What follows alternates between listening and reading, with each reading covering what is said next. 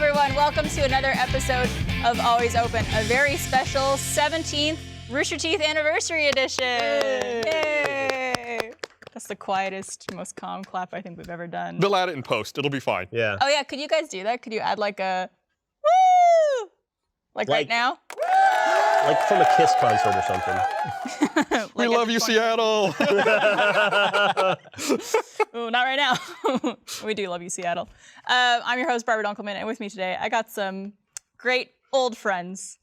Wait, you got Old as in you're my friends for a long time. Well, I didn't come on this show to be insulted. I got one of the other shows I can be insulted I've got some friends, and then I've got some old friends. Some very young, beautiful friends. I'd like to apologize for not dressing the part.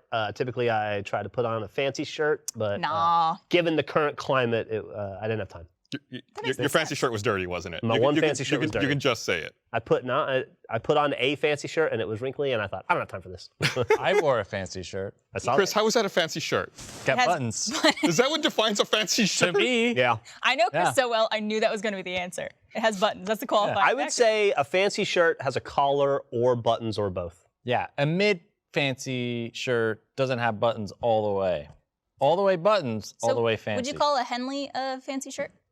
That's borderline. Yeah. Okay. Is mid-fancy, to use Chris's terminology? Mid-fancy, but it didn't have a collar, so it's like on the lower end of the mid-fancy. So low mid-fancy. Yeah. Okay. You know these guys, Geoff, Gus, Chris. Yeah, we created Rooster Teeth. Hello. Gus and Chris and Yeah. Yeah.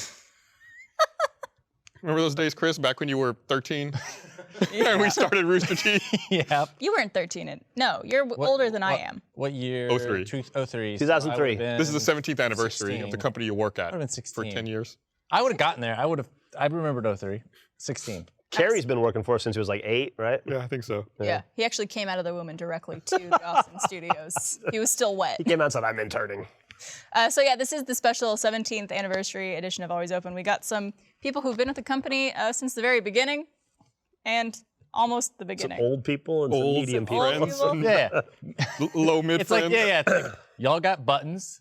I got all the way up and down. I got like one or two. Chris is a Henley. True. And that's the difference. Well, thank you guys for being here today. Yeah, of course. I wanted to start off with a little game. Essentially, it's a game to test how well you know each other. Okay. So Geoff is going to ask all of us questions about himself, and we have to try to see how much we know. And then it's going to move to Gus, and then Chris, and then me. How many years have you known Geoff? Barbara? I've known you probably since 2004. Mm-hmm. But like I think the first time years? I met you in person was when I visited Austin in 2008 or 2009. It would have been then or the one RVBTO I went to. Right, yeah. Somewhere right around there. It's been a while. Yeah. Chris, how long have you known Geoff? 2009 or 10. Okay. Since then. Yeah. I mean, that's when I met Not quite as long. everyone. Gus, when did our love affair begin? It's been just over 21 years. Oh. It's early 99. You guys have known each other as long as someone legally able to drink. Yes. Yes. Yes. Well, then you should know all these. I better. It will be a failing if I don't know. If Gus doesn't, I don't think you guys will. All right, I'll just leave. I'm guest number 2. You're guess one. I'm guest 1. Okay. Barbara's not a guest. She's a host. I'm That's a how it Barbara. works. Well, okay, sure. Okay, do I go in order or is it just open So to the... you ask all of us the first question. All right, audience, my audience. Yes. Of Yes, Geoff? Wait, applause. Panelists. Name the strangest place I have urinated. I can name that for Gus. Yeah, I think so. I think I know the answer to this. I'll let them answer first, just because I think I know your answer. Okay. I'm going to guess outside a casino in Vegas. The Rooster Teeth office. Gustavo. What the fuck's wrong with you? A strange place. That duffel bag of that guy in the army. That's a good one. I would say either that. I definitely peed in a guy's shoes and in his duffel bag. His name was Dave. He was really into Journey, and he was from Salt Lake City. So all reasons to hate him. But that's not correct. He definitely deserved that. I would say either that or I one time unintentionally pissed on APD headquarters. Oh, I remember that. Yeah. I would So it was one of those remember two. that story. What yeah. is the Unintentionally? unintentional there? I didn't know it was APD headquarters when I was pissing on the window. I just thought I was being funny. And then the next day I drove by it and went, oh. Oof. I feel like this is also a good time to bring up, if you're comfortable with it, that you just recently hit your Yeah. third year being sober. This is a good time to mention. Yesterday was my 3-year sobriety anniversary. Actual What a segue. I'm not, any pissing I'm doing now, it's sober pissing. Okay, And next intentional. question. Should be an easy one right off the bat. Do I have a gym membership? No. Correct. Yeah, I don't think we need to go any further than that. Do I vote? Yes. Yes. Yeah. Absolutely. Early vote. Everything. As should you. Do you have any all. tattoos? Visible tattoos. Do I ever buy lottery tickets? Now that's interesting. Ever is such an encompassing word. I imagine Would you say I'm an occasional lottery ticket buyer? occasional. No, I'm sure it has happened at some point, but I can't imagine you ever going to the store and be like, I'm gonna pick up some scratchers. Yeah. I agree. I would say like you probably have in your life. I don't think you do currently. So my girlfriend always has like a white elephant thing at Christmas, and so we've gotten into just buying lottery tickets as the gift. And because of that, I've been buying lottery tickets every once in a while. Really? Yeah, Oh. I scratch on occasion. Is it It's just is it pointless. more for fun, or do you think you're gonna win? No, it's just more for fun. Where have you won anything big? No, never, Never. never, nothing. Well, they don't make money by giving it away. It's true. Next question. What a setup. I'm laughing. I just read it. Careful. Name something I've smoked. Marijuana? Yeah, sure. I mean, a cigar. Sure, yeah. Yeah. PCP. Is that angel dust? Yeah. Yes. Damn. On accident one time. 3 for 3. On accident one time when I was a lot younger. And Millie, don't watch this. Have you ever smoked cigarettes? I've smoked one cigarette in my life. Really? Okay. Yeah, I've smoked more PCP than cigarettes. I just picture like that scene in Training Day when Denzel Washington's like, I didn't know you like to get wet. And he goes, what? I don't know what. Oh, you know what? It wasn't. I'm sorry. It wasn't PCP. It was opium. I'm not super up on drugs. I accidentally smoked the opium drugs? once. I've Many years I've heard of people doing that where Yeah. they thought it was weed or something. Yeah, and it then was laced and yeah. And then people are like, why do I feel so weird? The next thing you know, you're smoking crack. And then you're just sitting in a corner wishing that time would stop. Did you say why do I feel so good? No, so weird. Oh, okay. Okay, here's one. This is my last question, and then we're going to move on. Am I affectionate? I would say yes. Not to me. Oh, I think he means in his relationship. Maybe if you unbutton one more of those buttons, Chris. Yeah. See what happens. Maybe you should put some work in. Don't do it.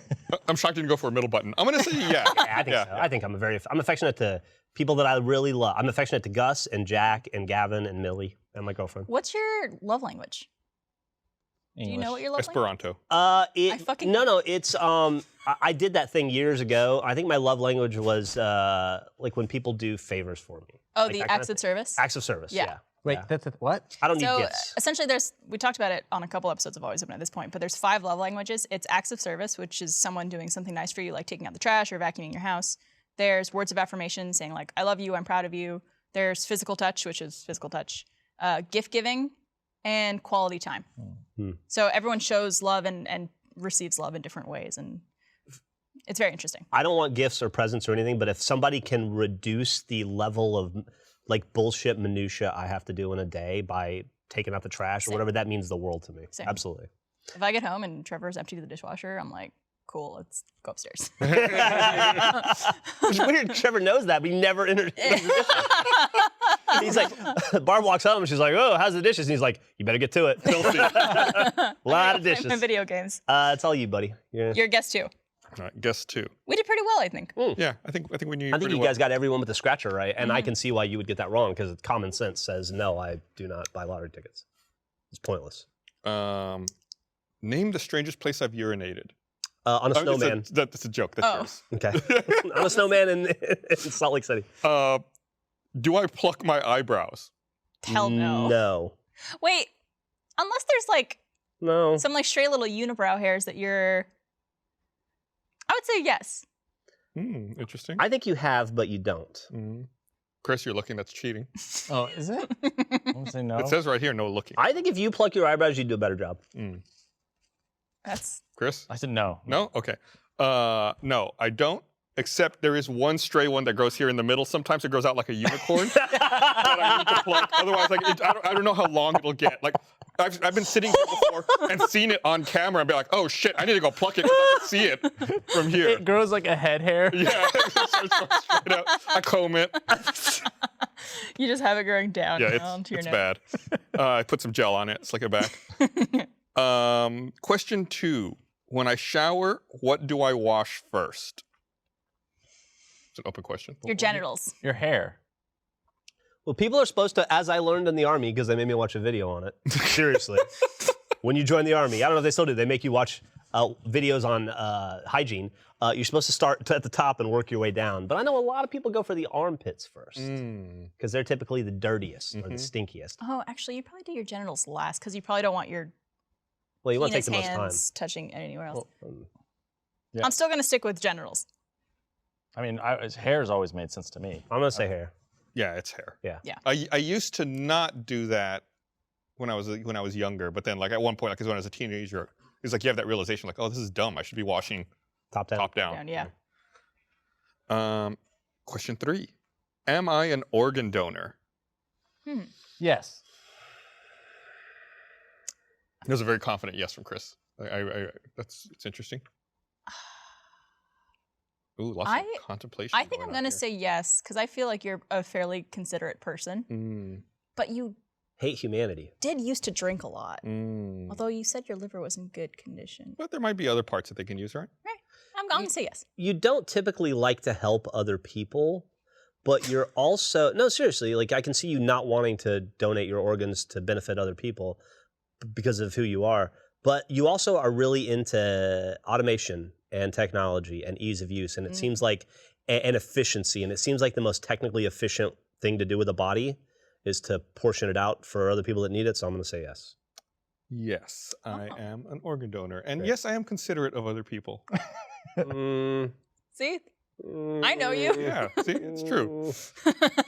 I'm a He's very changed. I'm a very kind person. Yeah. Everyone laugh. That's not a joke. I'm being sincere here. I think you've also gotten nicer as the years have gone on. He's I've definitely mellowed mellowed out. Yeah. Yeah. You and Michael. It's weird how that happens. I feel I like think- Michael's I a think- much nicer person now, too. A kid accelerates that. Michael's had Two kids, yeah, double a couple accelerate. of kids that helps out. This episode of Always Open is brought to you by Honey. You know that Honey is the free online shopping tool that automatically finds the best promo codes and applies them to your cart. And you know how great it feels to save. Honey is so easy to use. Using Honey feels like hitting every green light on your commute, and it's that great. Mariel is always talking about how much she saves with Honey. We all know how much she loves to save. Of course, it's Mariel. She saved over $25 on a birthday gift for a friend recently because of using Honey. Honey has found it's over 18 million members, over $2 billion in saving. And I know you guys are doing a lot of at-home shopping right now, so get on it. Did you know that Honey supports over 30,000 stores online, including Macy's, Target, Sephora, Best Buy, and more? And they're adding more every day. Users love Honey, and that's why it's over 100,000 five-star reviews on Google, on the Google Chrome store. So that's pretty awesome. Using Honey feels pretty great. Think of it as a little daily victory. Plus, it's free to use and installs in just a few seconds. Get Honey for free at joinhoney.com/open. That's joinhoney.com/open. Over 100,000 five-star ratings. Doesn't get much better than that. So joinhoney.com/open. Honey. What am I? Question 4 or something. Do I use the internet to self-diagnose? Absolutely. Yes. Yes. I don't think I do. You do. Do I? I bet you do. I actually I have. Yeah. When I had the shingles, I looked it up. That's how I Oh. determined that I had You use shingles. the internet for everything. But I'm not The like. question is, do I use the internet for X? X is always yes. It's true. But it's not like I look things up obsessively. Like, oh, like every little thing. You also wouldn't go get some medication or something after self-diagnosing. Like you would go to a doctor, Yeah, of right? course. Yeah. After like to double check. Absolutely. Yeah. So it's like yes and no. I'm not. But yeah, I'm not like every little thing. Like, Yeah. looking it up. Hypochondriac. And then I'm not obsessed that every little thing is cancer or whatever it says. Every little thing is magic, though. It's true. You can't say that. No singing. This is my show. I could do whatever. I want. Eric's not here to yell at you. He's not. Question 5. Name something in my house that I keep hidden. Your gun. Okay. I would say your gun. I would say your birth certificate. Okay. Your dog's treats? My gun's not really that hidden. So, I mean, yes, maybe that's like a question mark. It's kind of ambiguous. It's right at his doorbell when you walk in. it's at the peephole. Yeah. Birth certificate, I actually keep in a safe deposit box. Okay, so that's kind of hidden, right? Yeah, but it's not It's not in in his my home. house. Oh. I did the same thing. I'm just worried about like my house burning down or Touche. Or somebody breaking in and stealing my safe, which already happened. I keep my safe unlocked because it's just like boring paperwork. It's like there's nothing valuable in there. It's like you can open it and look. It's like it's just I leave it unlocked and like slightly latched so you can see like you can look in here if you want. There's nothing worth taking. Is it really dumb that my first thought went to Titanic, the movie, when they find the safe and they think the heart of the ocean's in there and it's just paper and they're really disappointed? Yeah. Find that drawing though of I think Rose. They didn't find that drawing. That's probably the way it is for most safes, right? Like it's really anticlimactic. It's like, Yeah, oh, it's there's just paperwork. nothing in It's here. just people's taxes. Yeah. Yeah, that's pretty much it. It's taxes and like maybe like the closing documents from my house or something. I Like, think Millie's baby teeth are in a safe. Yeah. and then Someone dog might treats, steal those. They're like in a cupboard. I mean, it's not like they're out, but I guess they're hidden to the dogs. Well, what do you think is something that you hide at home? What's an example of something that you keep hidden? Something that I Esther. keep hidden at home. Yeah, that's good too. That's a great answer. She keeps herself hidden. I don't know that I really hide anything. Like so I'm trying to think. Like sex stuff? It's sounds like- just the two of us. Not You even know? a table. Like I wouldn't hide anything. Cock ring? No, that's a centerpiece. I don't know that I hide anything really. Like if you like, I'm trying to think like, if everyone here was coming over to my house, like if I had to like, I'd be like, ooh, thank God that's hidden away. Yeah. I You probably don't have anything to hide. don't think I have anything hidden. No, it's like really boring. Dead bodies. Dead bodies, no. No. I have, before all of this mass buying panic and stuff, I find buying certain household items inconvenient. Yeah. So I have a closet that's just filled with like paper towels and toilet paper and hand wash. Just because it's like, You're really happy right now. right, it's like I don't ever want to have to worry about going out and buying it all the time. So like, Yeah. when- I know a lot of people who buy like toothpaste in bulk, shampoo in bulk. yeah, so I've got like stuff a that. bulk closet. Yeah. I guess that's stuff I- that's hidden away. I do too. It's all just like bathroom stuff. Like I have like 5 things of toothpaste, 5 things of deodorant. Yeah. I whatever. just do that Amazon subscribe and save, so it just comes as soon as one's gone, another one shows up, so you don't have to Smart too. overstock. Okay. All right. Where am I? I think I have one more. Yeah. Last one. Do I poop in public restrooms? Chris, I could hear you thinking. I heard you scratching the. I already know that you go to a particular bathroom here at work to poop.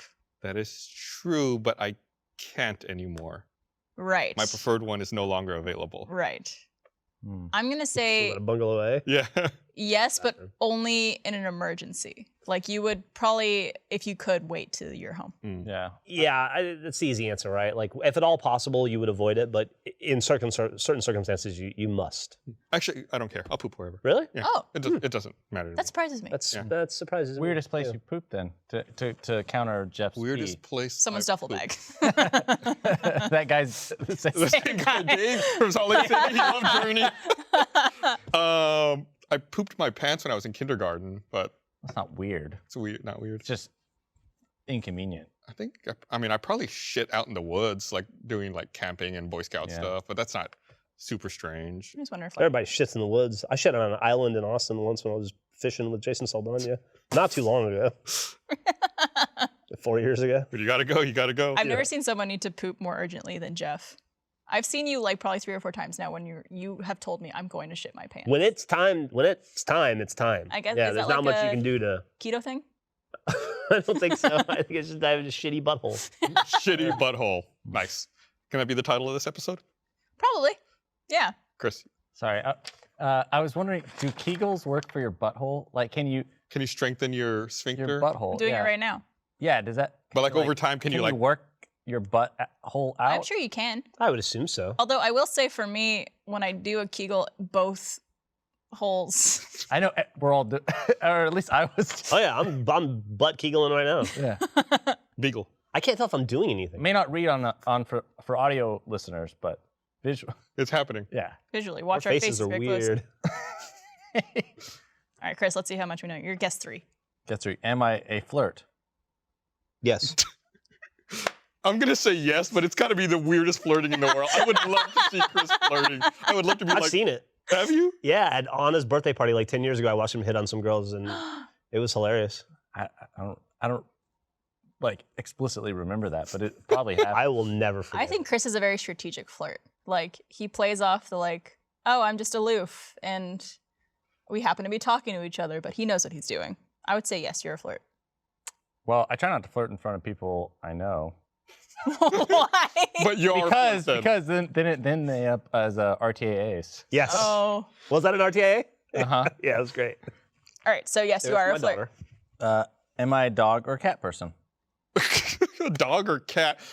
I think if Chris had a pet, it would be like a sloth or Yeah. something like. Neither. Well, ideally, yes. Yeah, extremely weird. You would have like a porcupine or a hedgehog or something. I used to have a hedgehog when I was in like. You know, he has a pet. His Raccoomba. Yeah. Oh, the Raccoomba. Yeah. It's a Roomba with a raccoon on it. But if I had to pick between a dog or a cat, Dog. Dog. I'm gonna say cat just to be contrary. well, it's dog. Though as an adult, I've only owned a cat because it was less work. That's what I was kind of figuring. But Less I maintenance. did just recently applied for whatever Austin Pets Alive dog fostering. There you go. Fingers crossed, buddy. Oh yeah. Hope you get it. Yeah, they're looking Hopefully for they people don't right watch Well, this that's the show. thing. Yeah. Someone Yeah. told me they were needed people right now, so Yeah. I can do that. I'll be at home more. Good idea. Do I often lose things? Yes. now. Yeah. Yeah. Can I burp on command? No. I'll say you could do like a little burp, not a belch. I'm gonna agree with Barbara. I feel like I've never seen him do it, but I think he's got it in him. Yeah. There. Uh-huh. Wow. You learned something new today. Stand correct. You've known him for 26 years. That was You good. just learned. Yeah. Can I drool when I sleep? Can No. Do I? You have our permission. Yes, on occasion, I would say. Doesn't everybody? I'm gonna say yeah. Yeah, on occasion, not like all the time. I do all the time. Now that I wear that CPAP mask, it's the worst Ugh. because sometimes drool will get like pool up in it, and then I'll turn and it'll spill over my face, and it'll be like cold saliva, and it'll wake me up, and I'll have to go and like wipe my face down and wipe the mask down in the middle of the night. Do you have to do the like daily CPAP cleaning like the old people on TV? I got one of those machines. You should just have one of those things that they have at the dentist, like the little sucky suck- straw. So that's great to sleep next to you. Yeah. We already got White that fucking noise. CPAP machine pumping oxygen in. Just be the little thing taking it out. Can I tie a tie? Yes. Yeah, I think you can, which is annoying because I can't. Yeah, I think it's very anti-Chris, but I think he can do it. Yeah. Yes, it might take me like between 2 and 7 tries. I thought you were going to say 2 and 7 minutes for some reason. Well, that too. Specific. Yeah, each try is a minute. Yeah, Okay. How many ties do you own, Chris?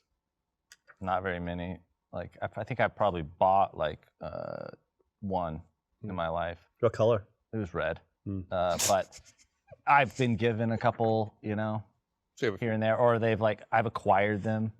Acquired. As you Sounds do like with a What's weird way to say it. what's the Sorolla tie inventory situation? I've got one. Yeah. Yeah. What about you? How do you only Probably have like one 10. tie? I probably haven't worn I've half got of them, but I've got one suit, and the tie goes with the suit. Barb, this Fair enough. is fancy dress, okay? So like, Right. how often do we wear ties? Wait, not very often. Like most of my ties were given to me as gifts. Like, yeah. Sometimes you'll see him pop on a Henley and a bow tie, but it's not often. That's not quite it. Yeah, that's semi-formal. Did you do all your questions? that's it. I can't even say Okay. anything. I think I got off easy. start handing. What was hard about ours? Well, I don't know. I admitted to doing opium. Yeah, you did. I was like 19. How many people have I kissed? How many? Today? 28. 1,000 people. I'm gonna say. No, wait. Sorry, I'm changing my answer. 37. What constitutes a kiss? Like you kiss your grandmother in the cheek? I Does would that say count? like a romantic kiss. Yeah, Romantic. that's what Yeah. I think. I'm gonna say. Ooh, that's a tough one. 15? 30? Probably close to 30, I would say. Yeah. Yeah. Give or take. Most of those came within 1 year of each other. Very busy year. Where do I bank? I don't know why this is a question. Do you want to answer this? What's your mother's maiden name? Yeah. What are the last 4 of your social security numbers? What was your first car? I'm not going to ask that I question. saw the Bank of Oklahoma is suing a weed dispensary. That is the Dank of Oklahoma. Oh my God. They filed a lawsuit for them trying to force them to change their name. What was the thing that happened with Starbucks? There was another company doing something. Oh, shitty Starbucks? Yeah. Stupid Starbucks. Stupid Stupid Starbucks. Starbucks. What were they called though? It was Stupid Starbucks. Really? Yeah, it was a Nathan For You bit. It's a great episode. Right. You should absolutely watch. And they were like using their logo kind of. but they right? just wrote stupid. Yeah. Gotcha. Do I cuss? Yeah. Yes. fuck yeah. Am I a sugar junkie? Is that like a sugar baby on drugs? I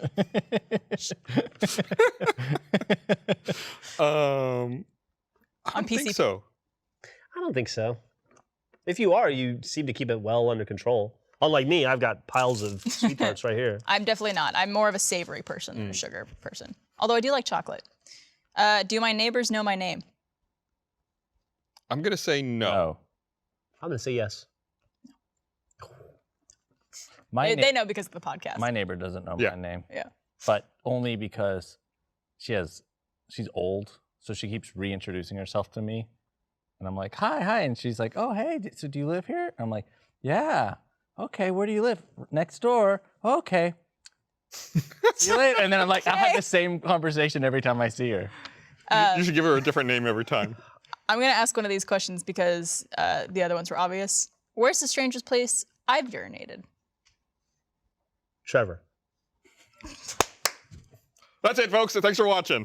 The strangest place you've urinated. Gatorade bottle. Or some sort of plastic bottle. I'm gonna say I don't know if you guys know the story, so you might not know. The Winter Olympics. in an alley downtown.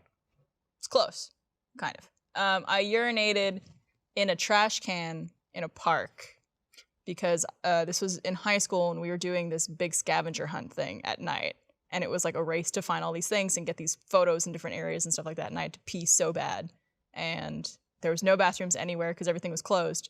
So I was like, oh, there's a trash can. So I just like lifted myself over it, held myself above it, and just pissed in the trash cans while all my friends were turned around. Wow. Nice. Crowning moment of my life. Well, thanks for playing, guys. That was fun. That was fun. I enjoyed it. And I feel glad- like I learned a little bit about Chris. Just Chris, though. Yeah. You guys knew everything about each other. Mm-hmm. All right, so we're going to move on to our question for the show. Since this is the 17th anniversary, I would love to know what you guys were like at 17. Ooh, 17. That was 1995. End of for high me. school-ish. 1995. Yeah. long I time was ago. 6. I was 1992. I was an insufferable piece of shit who existed to make other people suffer so that I may laugh. So it's I kind of the was. same? I am a much more relaxed version of the person I was. I'll put it this way. You remember when we got pregnant and I told you I was gonna we had Millie, and then you told me I changed and I became boring? Yeah. I was the person that I was before that you fell in love with. He was a calmed down version of the 17-year-old, really obnoxious version of me. Oh, it was the worst. How about you? What makes you? What made you the worst? Were you just like didn't do well in school, didn't listen to your parents? Didn't do well in school, for sure. But no, I just wanted to delight in the misfortune of others. Really? Yeah, and like anything I could do to make myself laugh at the expense of others. I've told all kinds of stories about like peeing in elevators at hotels and like torturing my friends and all the terrible things. Yeah, it's just whatever. I was just so bored in Alabama that whatever I could do to make myself laugh, and I didn't really care how it affected other people. Well, how old were you when you joined the Army? 17. Oh, why did you join the Army then?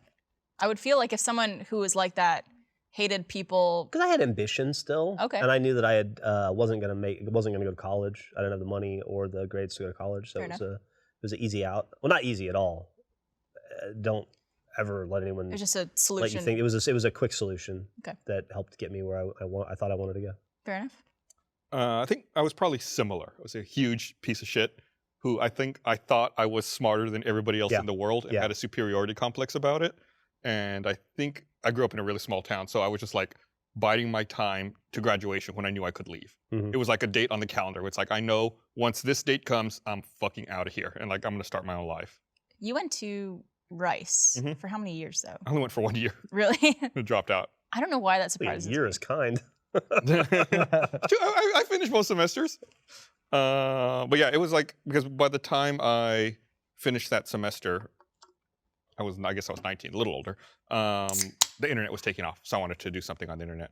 But yeah, 17, it was 95. I think I was the only person, like I said, I grew up in a small town. I was the only person in my town who, one, knew what the internet was, and two, had access to it. So I would download like research papers for people and sell it to them at school. It's Like not at all what I thought you were gonna say. it's like if they needed help with their homework, it's like, oh, you know, give me $20, I can print you out something.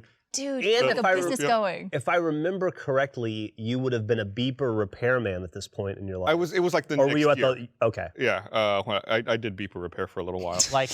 Like a self-starter beeper repair? Like So you would set up shop somewhere and be like, you got a broken beeper? Or would you like There was like a small local office supply store. They just sold like paper and like staplers and shit. Yeah. And like I worked in the back of it at like the repair desk. Mm-hmm. I don't even know how I got that job. I think I just like walked in one day. I was like, I can do that. I knew nothing about beepers. And But you figured it I out? figured it out. Yeah. You seem like someone who like could just teach yourself anything. Oh, yeah. Yeah. I would fix them. I learned how to call. Like I had no credentials, but like I learned how to call all the different like beeper providers, like all the like AT&T or whoever, and be like, oh yeah, this is so and so. I just need to, you know, I need a reset on the IMEI for this, or Yeah. you need to learn all the lingo. When Gus was 17, he thought he was better than everybody else, or smarter than everybody else, because he was smarter than everybody. He was. And that attitude has It gone proliferated. if I handed you a broken beeper right now, If it was a beeper from like 1996, I could probably still fix it. 99% of the time, people complained that like it stopped vibrating or whatever. It's like you just had to clean it. There's like what made it vibrate is this little motor with a weight that's not aligned. It's like half of a cylinder, and it just spins it around, and that's what makes it feel like it's vibrating. Most of the time, there was like hair in the shaft, or there was like gunk on it, so it wasn't spinning. It's like you just had to clean it out, like take it apart. I read something recently that the reason why a lot of people who work at hospitals still use beepers is because cell service doesn't go through a lot of those like walls, and there's like places that use X-rays and whatnot. So like that they still use that technology. Yeah. I wonder if you could repair one of those. Shitty technology. It's probably the same old shit. Yeah. Well, beeper technology, has it changed much at all? Like eventually, by the time I stopped, that's when they started introducing pagers, which could receive text. I don't think I ever fixed any of those. So if they have a pager, I might be in trouble. You couldn't make the leap. I'd be like, oh no, this is out of my league. I'm just a simple beeper repairman. Did you have a lot of friends? No, I had 2 friends. I like do you remember their names? Do you still keep in touch? Yeah, I know their names. You know Frank, their name. Frank? Frank was like Frank and Ruben, right? Ruben was my other friend. Yeah. Yeah. Do you still talk to Ruben? Yeah, we were chatting. We have like a WhatsApp group that all 3 of us still chat in. What do you guys call it? I did not name it. I'll look it up. I was like, please tell me there's a name to it. I think Ruben named it. EPATX Crew. Eagle Pass was the name of the town. Oh. Is Ruben in Austin? No, he's in Eagle Pass. He's in Eagle Pass Yeah. still. I take it Frank has kept you up to date on that other thing. Yeah. Okay. You guys, do you think you guys would have been friends at 17? Yes. Yeah, I think Yeah, so. I think so. I think instantly. And we met, I mean, not that much longer afterwards. By the time we met, I was 21 and you were like 24. 23. You had just turned 21, and I Yeah. was not too late into. So we met just a couple of years after that. Interesting. No, I wasn't even 20. Yeah, I guess it was right around then. Yeah. Do you think current you would put up with 17-year-old you? Current me would choke the shit out of 17-year-old me. Wedgie. I don't know that current me has enough patience to deal with 17-year-old me. I think he would try his best. Do you think but- Millie's gonna be at all like you were at 17? No, I think she's, in some ways, sure. The apple doesn't fall too far from the tree, but Millie was born with an amount of compassion and humanity that I didn't have until much later in life. She's more empathetic than I was. Fair enough. So, Chris, what about you? when I was 17, Yeah, like 3 or 4 years ago. yeah, I was way into the punk scene, but it was the punk scene of like Longview, Texas. So it wasn't. What does that mean? I don't know. It just wasn't like big. You know, it was like a lot of people playing like shows in little places that weren't meant to play shows. Did any Okay. big bands like come through and tour Longview? No. Hello, It was Longview! all local bands or like bands my friends were in. And I made good grades. how punk rock of you. Yeah. Well, and then I had a public access show, so I did like a sketch show. So I was already doing video stuff, and then I wore shirts that were like 2 sizes too big. Were they fancy shirts or? No, they were all just like band T-shirts. Did you like dye your hair at all or anything like that? No, but Or that's like when I on this? would have. I almost dyed my hair a couple times. You dyed your hair this week. Yeah. I dyed his hair this week. Looks good, Chris. I think it looks It does. cool. It goes well. You look very like California 17-year-old super. Chris would be proud. Yeah, he would have. You finally did it. Did you do like the mosh pit stuff? Uh-huh. That was like Yeah. your scene? Yeah. I feel like you and my boyfriend at the time would have been friends. Yeah. I had a boyfriend when I was from the age of 16 to 22 who was like a metalhead. Was that ginger kid? Yeah. Yeah, he was nice. He was a good dude. Still think the world of him, but he was like a drummer in multiple bands, like growing up through our time dating. And I remember going to like all these different shows, and it was like a bunch of high school kids at every single show and stuff like that. And I remember he used to play at this place called Club Saw, and I would laugh every time he would tell me about it because I was like, that's just weapon. It's Club Saw. Oh, gotcha. It just was stupid. It made me laugh. Yeah. I know, it was fun. I'd be 17 again. Who were your did you have any like favorite punk bands that you liked? Yeah, like NoFX or Anti-Flag or Against Me or Would All you, still bands, all still together. yeah. Would you I call actually saw yourself angsty? Anti-Flag like a year and a half ago in DC, and I got in the mosh pit. really? Uh-huh. Would you call yourself angsty at that time? Not more so than anyone else who was 17. Yeah. Like, I wasn't particularly angsty. I was just like, I just did, okay, so I didn't like the country, like, cowboy hat, conservative kind of, I don't know, look and culture. Yeah. And there wasn't And a you're lot. in Longview, Texas. And I was in imagine Longview, it's prevalent. Texas, so like the counterculture was like the punk scene. The world was different back then, and even more so going back to when I was younger. But like, I feel like there were more clear defined lines of how society broke down and what you were into, and I feel like that's changed. The world has changed a little bit differently. With the internet, I feel like those walls or lines have broken down and everything's more of a mishmash. But yeah, like when we were growing up, the world was very different than it is when Millie's growing up now. She's like, I tried to get her to explain the different scenes in school, and she's like, well, there's e-girls and e-boys, and then there's visco girls, but an e-girl can be a visco girl and vice versa. And it's so confusing. Whereas when I was a kid, there was jocks and punks and people that were into metal and nerds and comic book kids. It seems like in the last like 3-4 years is when that changed. I think it's been a little longer than that, but yeah, it's been changing for a while. Because like when I was in high school, that was the same thing. It was the jocks, the drama kids. It's flattening out. You can be anything you I want. asked Millie, I'm like, are there punk kids? And she's like, not really. No, Yeah. like I don't even know what punk is now. yeah, it's well, it's So not big. It's not Anti-Flag, big. Yeah, They're still, It's they're the still, same they're still band. around. It's honestly, it's the same people that Chris and I listened to when we were growing up. They're all bald and in their 60s now. Yeah. I saw Bad Religion play 2 years ago, and Greg Graffin looks like my grandfather. That must be weird. It is It's another band, yeah. Bad Religion. I was the exact same at 17, I would say. I was a Rooster Teeth fan. Oh, that's weird. Oh, yeah, we knew you at 17. Yeah, that's Yeah, really you bizarre knew, to you think knew me at about. 17. I think I'd probably already met both of you by then. Yeah. Yeah. I was kind of like 17. I think is like the year I started really feeling better about who I was, because that was the year I felt like I was friends with everybody, but still not popular. Just like I could kind of talk to anybody and not care what they think of me at that point. It still took a long time for me to actually totally not give a fuck. I think that started happening like this year. 30. That's when that happens. Wait till 40. Yeah. You Yeah. really won't give a shit. Can't wait.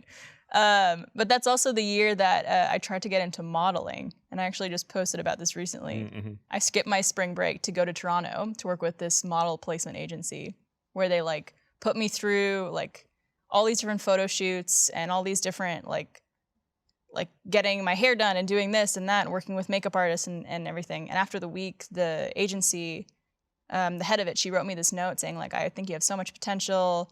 You did such a great job this week. You need to lose about 20 pounds if you want to be serious about this.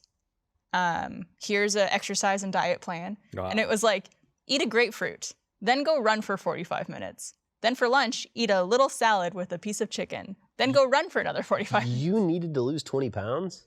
And I at the time was 120 pounds. Yeah. Right now I'm like What are you, like 5'9"? 5'9". Yeah. Damn, what the hell? They want you to be like 100 to 105 pounds for Man. like That's- runway. That's not safe. No, it's not. And so like I was going through a weird like body identity crisis thing at that time. Yeah, So I'm go like, figure. I mean, Go figure. Yeah, 17-year-old being told to lose 20 pounds when they're already fairly thin. I mean, Yeah, Millie's 5'6", and she weighs like 110 pounds maybe. yeah. And she's too skinny. She's very skinny. She's Yeah. scrawny. They want to see like your bones, Ugh. essentially. I hope things are changing in the modeling industry. I'm not 100% sure. Yeah. But I don't- think, yeah. I don't think so because I know I've had similar conversations with Riot in the past. Yeah, that's you know, true. Friend of Rooster Teeth, and she's also very thin and is always talking about how they're honored to lose weight. At least last time I spoke to her. It's insane. Hopefully that'll change at some point. I hope but so. That could really fuck with you.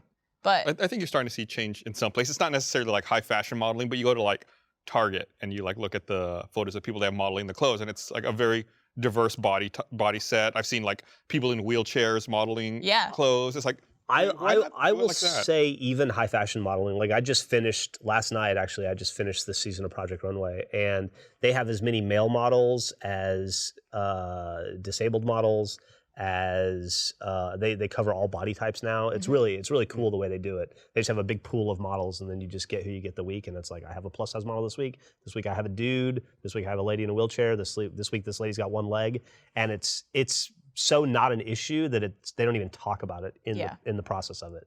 It's just become normal now. I which think is it's cool. stuff like that they're definitely improving. But ultimately with runway modeling specifically, Yeah. like the high fashion stuff, is they're still trying to look for that I'm- clothes hanger body look. Yeah. I'm gonna go on a slight tangent here. Please do. I was walking into a grocery store the other day, and like at the same time I was walking into it, there was a woman in a wheelchair who was wheeling up to it, and she was missing her left leg. She only had her right leg. And she's wheeling up to it, and she was wearing a shirt, and I looked at her shirt, and it said, "I am putting my best leg forward." I love that.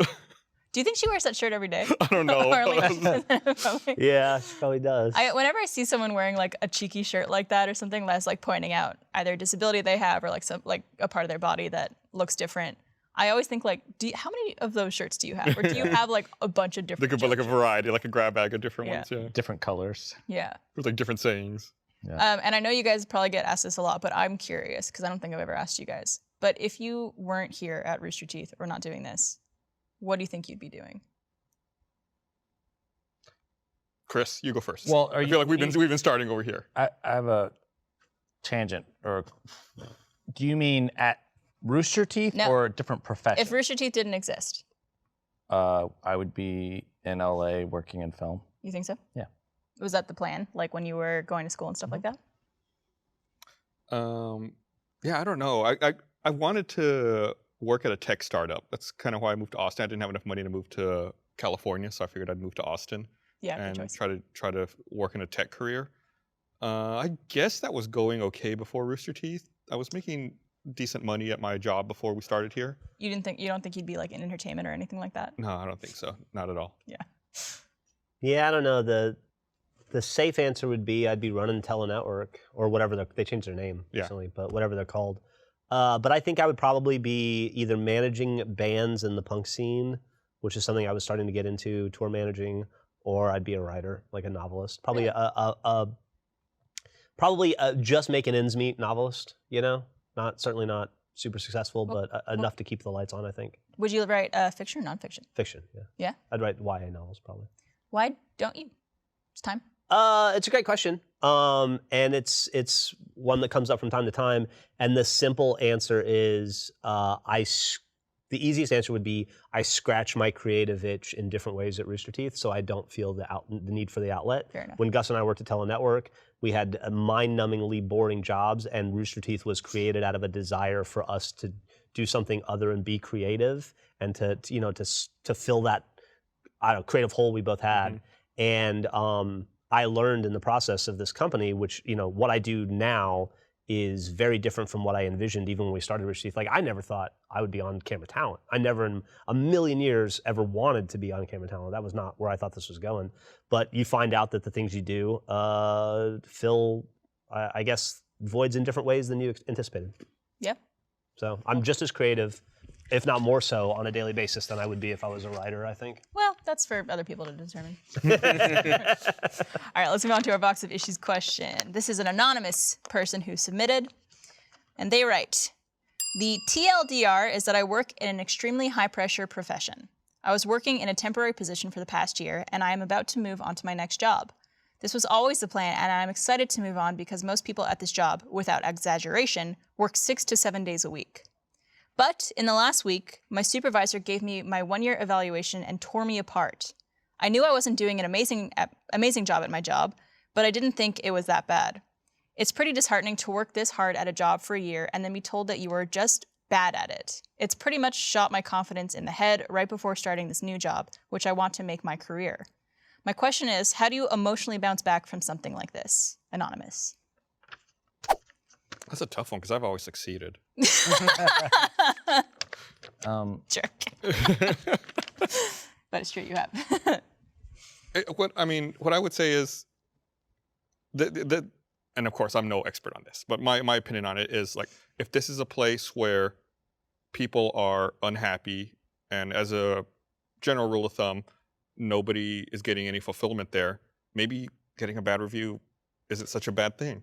Yeah, it's not to make excuses, because it's possible that the person is just not cut out for that job, or has been, maybe their expectations weren't set properly. But I think looking at the totality of the situation probably helps, like Gus says. Yeah. And, it could also be just that you're not a good cultural fit for that particular, not for that career, but for that particular working environment as well, Obviously another company had enough faith in them to hire them, and they're going to be moving on anyway. It's like, so lean into that positive feedback as opposed to the negative feedback they're getting from this place. And start developing a thicker skin. Oh, absolutely. I would say too, look at what the criticisms that were there and use them as opportunities for improvement. The teachable moments. No one succeeds the first time they do something. Right. Like, everyone sucks whenever they start. So be like, okay, well, I learned a lot from that, so now just apply that, and you're already in a better place than you were when you started. Yeah, I think they even said that by their own admission, they didn't think they were doing that great of a job to begin with. Maybe it was just like expectations weren't aligned. Yeah, when Gus and I worked at that tech company, we had to go to a bullshit seminar one time. I don't know if you remember this, in San Antonio for Southwest Airlines. And I don't think I went to that. Maybe you didn't. I might have been gone by then. They taught us the Southwest way. And there was a lot of rigmarole around that. But at the end, it was like, the key takeaway was that failure is not only important, but necessary. And it should always be used as a learning tool. So if they found failure in their performance, or if there was failure in their performance, then just take a step back, shake it off and learn from it, and don't fail the next time. Exactly. I think a lot of people default to thinking something's wrong with them and this is all on them and that I failed, rather than saying like, okay, maybe it's a case of the person who was my supervisor wasn't necessarily communicating what their expectations were of me, and felt like I was failing but didn't communicate that with me when it was happening, or I didn't know what they were expecting of me. And that happens in a lot of jobs. But yeah, I think what you guys are saying is like, take it as constructive criticism to bring into your next position, rather than like, oh, I must suck. Why do I bother even trying? Also, worst case scenario, maybe you sucked at that job for a year. That doesn't mean you shouldn't do that job anymore. It just means that you weren't right for that job at that time. Like, don't let it ruin the next job. Don't carry that baggage with you. Also, like, I don't know how old this person is, but if this is like your first job, you might still be getting used to what is expected of you in a full-time job like that. Yeah. Jobs suck. I think it's a rude awakening for a lot of people right outside of school to go right into a full-time job when they're not expecting that. Yeah. It's a lot of work. Speaking of old things, how old are those cookies? They've been there for a long time. That's what I was just wondering. Don't eat them. I don't know. You want some sweet tarts? Yeah, I'll take some sweet. Any other advice for how to emotionally bounce back? Have you guys ever dealt with something like that? We covered it pretty well. Yeah. You guys haven't failed at anything, right? Oh, no, definitely failed many times at many things. Fail in Rooster Teeth all the time. Yeah. You learn to let it kind of affect you. I think a lot of people are afraid of like, oh, I don't want to let myself get down from this, but like let yourself feel down and let yourself feel those emotions, and then like bounce back the next day. Yeah. Don't try to shield yourself from it completely. Failure is a huge part of success. Yeah, no is a big part of yes. I mean, it's like... Nobody has a perfect run through life. No, absolutely. If they do, I want to meet them. It's Bill Gates. Well, thank you guys for joining me. Yeah. And congratulations on 17 years. Congratulations on 17 years. Congratulations on 17 years. Congratulations on 17 years. 17 years. I would hug you or shake your hand, but I am going to be responsible and practice social distancing. Let's do that. But it has been an absolute delight knowing you guys, some of you for 21 years, some of you for a little bit less, but what a great, wonderful, strange company we're all a part of. Very, very strange and wonderful, yeah. Strange times, but I can't imagine a family that I'd want to go through this with more than you guys. Aw.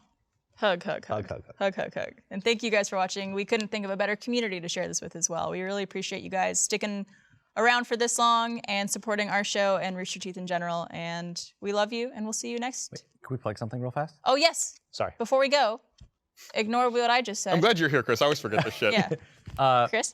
Me and Gus have a new podcast that is coming out on April 16th. April 16th. See, then I'm glad you're here. On April 16th, but the trailer is out now wherever you get your audio podcast. What's So it go called? Black Box Down. You can follow it on social media at BlackBoxDownPod. And we'll have a new episode, like I said, on the 16th. On You're 16th. here real soon. The So first up. subscribe now. That way you'll get it as soon as it comes Yeah, out. the feeds are already up for Yes. it on all podcasting platforms.